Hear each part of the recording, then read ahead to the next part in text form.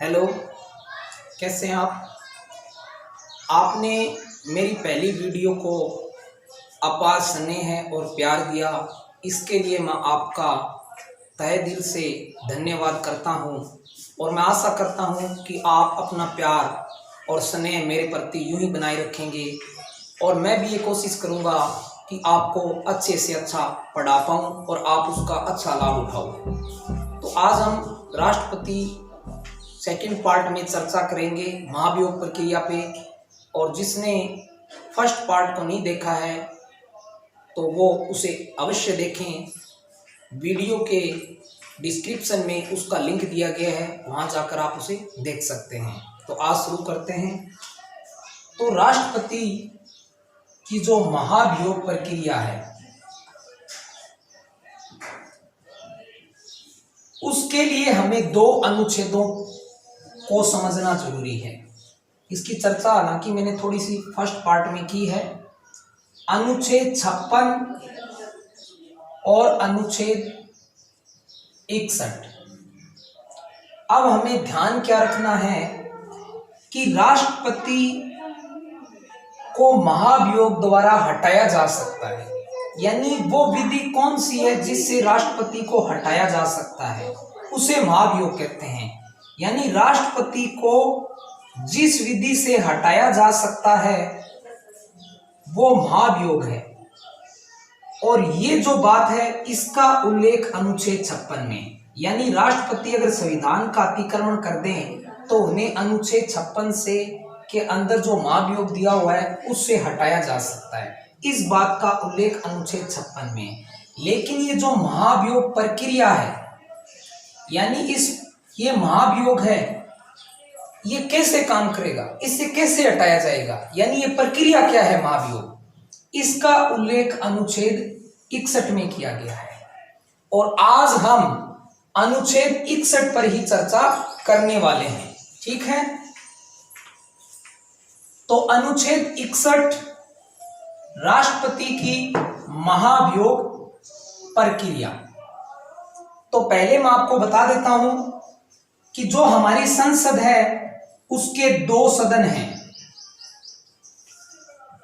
पहला सदन लोकसभा और दूसरा सदन राज्यसभा, यानी लोकसभा प्रथम सदन है और राज्यसभा द्वितीय सदन है।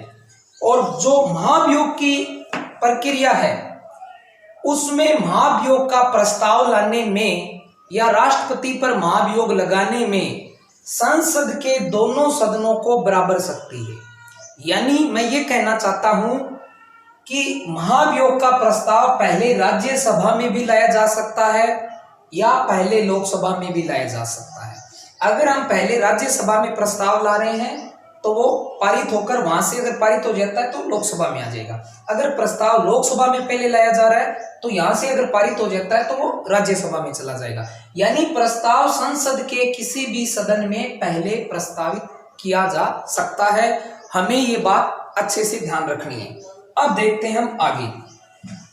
अब हम देखेंगे जब संसद के पहले सदन में प्रस्ताव रखा जाता है, यानी पहले सदन में जब प्रस्ताव रखा जाता है तो क्या होता है।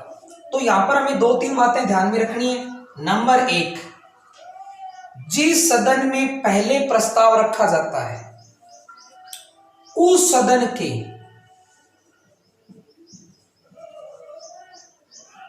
1/4 यानी 25% सदस्यों के हस्ताक्षर उस प्रस्ताव पर होने चाहिए। यानी जिस सदन में हम पहले रख रहे हैं उस सदन के 1/4 सदस्यों के साइन महाभियोग प्रस्ताव पर होने चाहिए। दूसरी बात, सदन में प्रस्ताव प्रस्तुत करने से 14 दिन पूर्व राष्ट्रपति को सूचित किया जाएगा। यानी प्रस्ताव रखने से 14 दिन पहले राष्ट्रपति को सूचित किया जाएगा कि आप पर इस सदन में महाभियोग प्रस्ताव लाया जा रहा है। तीसरी बात, अगर इस सदन के कुल सदस्य संख्या में से 2/3 बहुमत इस प्रस्ताव को, महाभियोग प्रस्ताव को पारित कर देता है तो ये प्रस्ताव इस सदन से पारित हो जाता है। यानी इस सदन में जो राष्ट्रपति पर आरोप लगाए हैं वो पारित हो गए हैं। 3 बातें फटाफट। जिस सदन में पहले रखते हैं उस सदन के 1/4 सदस्यों के हस्ताक्षर उस प्रस्ताव पर होने चाहिए। प्रस्ताव को सदन में रखने से 14 दिन पूर्व राष्ट्रपति को सूचित किया जाएगा और इस सदन का 2/3 बहुमत अगर उस प्रस्ताव को पारित कर देता है, यानी ये प्रस्ताव 2/3 बहुमत से पारित हो जाता है, तो दूसरे सदन में जाएगा, यानी इस सदन से पारित है। अब हम देखेंगे दूसरे सदन के अंदर क्या कार्रवाई होती है। जब दूसरे सदन में प्रस्ताव जाता है, दूसरा सदन, तो इसमें भी 1-2 बातों को हमें ध्यान रखना है। नंबर 1, दूसरा सदन जो राष्ट्रपति पर आरोप लगाए गए हैं उनकी जांच करवाएगा, यानी जांच करवा सकता है, अन्वेषण करवा सकता है। ठीक है, यानी दूसरा सदन राष्ट्रपति पर जो आरोप लगे हैं उनकी जांच करवाएगा। दूसरी बात, राष्ट्रपति को इस जांच में या अन्वेषण में उपस्थित होने का अधिकार है, होने का अधिकार है। यानी राष्ट्रपति स्वयं इस जांच में उपस्थित हो सकते हैं या अपनी तरफ से किसी व्यक्ति को, यानी राष्ट्रपति अपने किसी व्यक्ति को भेज सकते हैं, यानी राष्ट्रपति को अधिकार है अपनी बात यहां कहने का। ठीक है। और तीसरी बात, अगर ये दूसरा सदन भी अपने 2/3 बहुमत से इस प्रस्ताव को पारित कर दे तो इसी समय से राष्ट्रपति को अपने पद से हटना होगा, यानी राष्ट्रपति हटे हुए माने जाएंगे। तो फटाफट देख लेते हैं। दूसरे सदन में प्रस्ताव जो जाता है तो वो राष्ट्रपति के आरोपों की जांच करवा सकता है और राष्ट्रपति उस जांच में स्वयं उपस्थित हो सकते हैं, अपनी तरफ से किसी को भेज सकते हैं। तीसरी बात, अगर ये सदन भी 2/3 बहुमत से इस प्रस्ताव को पारित कर देता है, यानी राष्ट्रपति के जो आरोप लगे हैं अगर उन्हें लगे सही है और ये सदन अपने 2/3 बहुमत से इस महाभियोग प्रस्ताव को, आरोप वाले प्रस्ताव को पारित कर देता है, तो राष्ट्रपति अपने पद से उसी समय से हटे हुए माने जाते हैं। ठीक है। अब हम आगे देखेंगे एक अनुच्छेद और, अनुच्छेद 62।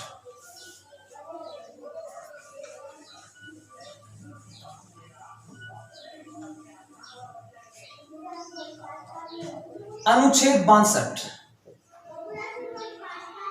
अनुच्छेद 62 में भी हमें 1-2 बातों का ध्यान रखना है। एक तो ये बात कि भी जब राष्ट्रपति की पदावधि यानी उनका कार्यकाल पूरा हो जाए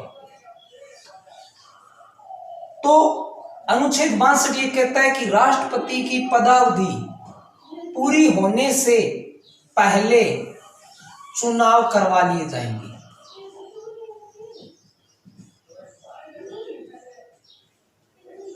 यानी राष्ट्रपति का जो कार्यकाल है 5 वर्ष, वो 5 वर्ष का कार्यकाल पूरा होने से पहले नए राष्ट्रपति के लिए चुनाव करवा लिए जाएंगे। एक बात तो ये है।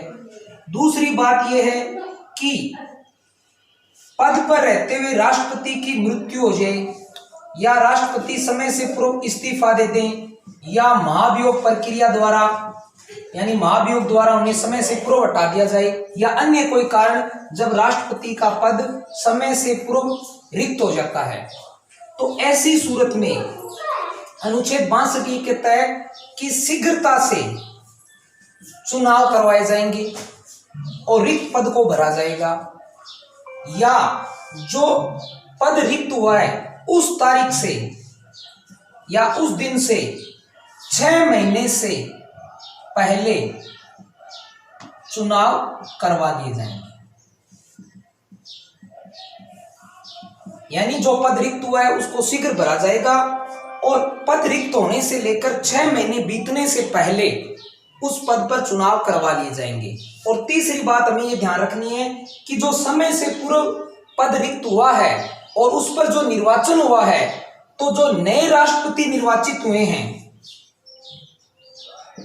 उनकी पदावधि, उनका कार्यकाल 5 वर्ष ही होगा। ये बात हमें ध्यान रखनी है।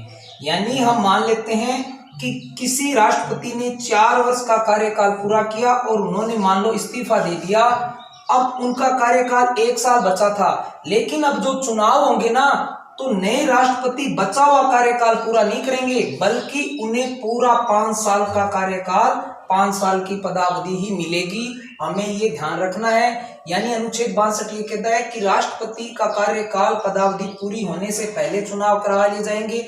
अगर समय से पूर्व राष्ट्रपति की मृत्यु हो जाए या वो इस्तीफा दे दें या महाभियोग प्रक्रिया द्वारा उन्हें हटा दिया जाए तो शीघ्रता से चुनाव कराए जाएंगे, या रिक्त होने से 6 महीने के पहले चुनाव करवा लिए जाएंगे। और जो नए राष्ट्रपति चुनकर आएंगे उन्हें पूरा 5 साल का कार्यकाल मिलेगा।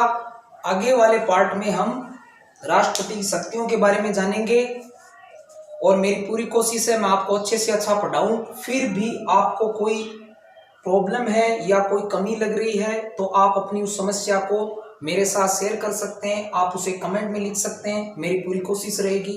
धन्यवाद।